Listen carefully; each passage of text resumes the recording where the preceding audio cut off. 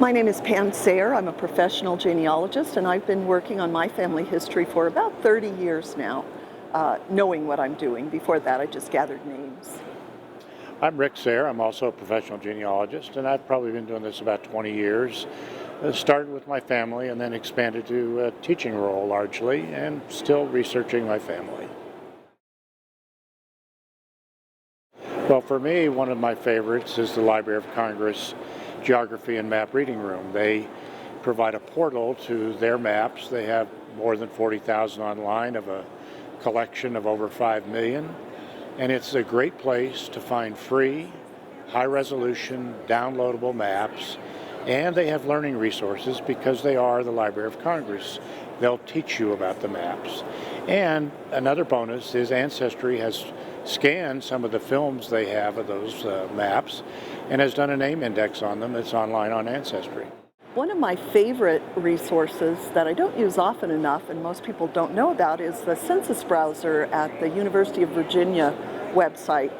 And it has data from all of the censuses from 1790 forward, and you can narrow the data down to particular places and people and educational levels and ethnicities and birthplaces, and then put those onto a map. You just click a button and it maps it for you, which lets you see graphically what the data is and is very helpful for genealogy. Another favorite are the emerging historical geographic information systems. Everybody's familiar with one GIS system, that's Google Maps.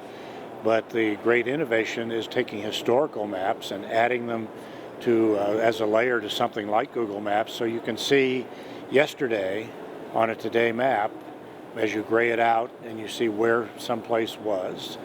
And we also have a great movement these days to scan these maps and let the public resource in the location. There are tools online like at the New York Public Library Map Warper where the public can actually take a map, stretch it, fit it on where it fits in the real world, and add it to their archive of georeferenced maps.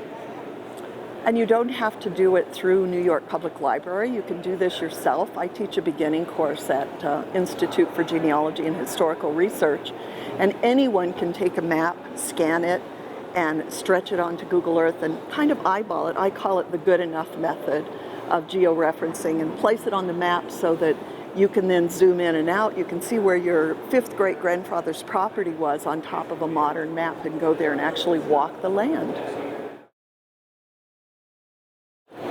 Well, for in my particular case, I've used maps of Ireland to find and locate where the ancestral homeland is, the actual property of my ancestor. And one of the key tools I used were the early 19th century ordnance survey maps done in Ireland as part of the valuation of the properties in Ireland. It revealed where my ancestor actually lived. And the bog maps. Well, sometimes you have to get very specialized because one of these maps was missing. They actually have on a family search film a map of the bog. A bog is where you get peat that you burn, to cook your food. And the map listed all the people that owned lots in the peat bog, which was a neighborhood. Well, my ancestors aren't quite like Rick's. Mine are hill people in rural areas in the South, and they often live in areas where there are no maps or there's maybe one map. So I can find things like an early survey map of North Carolina, the entire state, which will show us the counties and some of the landowners, but never my people. So I don't have as much luck as Rick. I'm just mostly envious in using maps. Well, from my perspective is map it. Take that, genealogy is about finding people in time and place. So when you find those people, put them on a map, visualize them. A lot of people are very spatially oriented. Picture worth 1,000 words kind of analogy.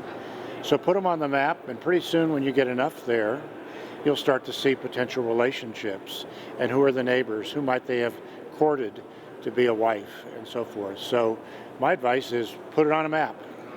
It's community.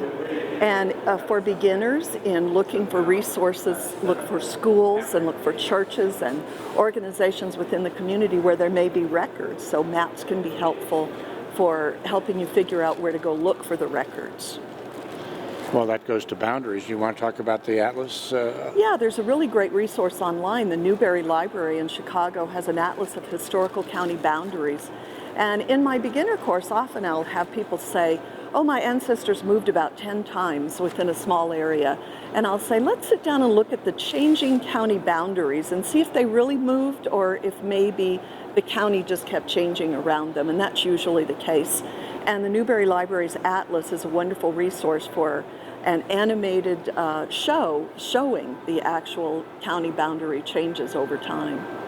It's also true on a much larger scale with the territories. A person may have never moved, but at one point in time they were in the Northwest Territory, then they were in the Indiana Territory, then they were in the Illinois Territory, and they never moved once. Well, there's two pins that Pam and I are both wearing, the pin of a certified genealogist, and we're also certified genealogical lecturers, which is a credential awarded by the board for certification of genealogists. And the other pin we're wearing marks us as significant donors to the Preserve the Pensions Project, which is a cooperative FGS and Ancestry and Family Search effort. I'm a volunteer. I work with the group that's managing the project, and what we're doing is raising funds to digitize thousands of pension files from the people that fought in the War of 1812. They're full of genealogy, they're full of relationships, baptisms, certificates of marriage, and so forth. We've got about half of them done.